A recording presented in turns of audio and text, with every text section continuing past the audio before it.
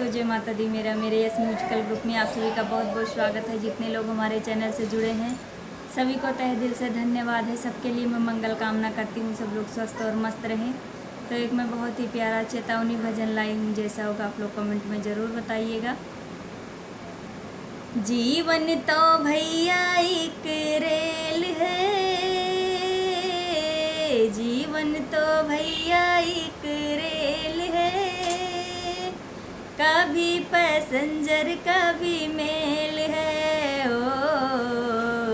जीवन तो भैया एक रेल है, कभी पैसेंजर कभी मेल है। ओ सुख दुख की पटरी दौड़ लगाती है, मंजिल तक हमको ये पहुंचाती है। सुख दुख की पटरी दौड़ लगाती है, मंजिल तक हमको ये पहुंचाती है। सांसों का इसमें जब तक तेल है, सांसों का इसमें जब तक तेल है, कभी पैसेंजर कभी मेल है। ओ जीवन तो भैया एक रेल है, कभी पैसेंजर कभी मेल है। ओ अच्छे कर्मों का टिकट कटा लेना है, पूछे जो टीटी तो दिखला देना।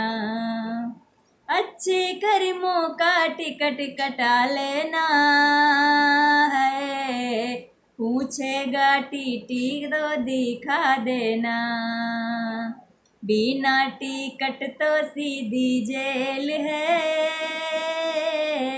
कभी पैसेंजर कभी मेल है। ओ बिना टिकट तो सीधी जेल है, कभी पैसेंजर कभी मेल है। ओ जीवन तो भैया एक रेल है,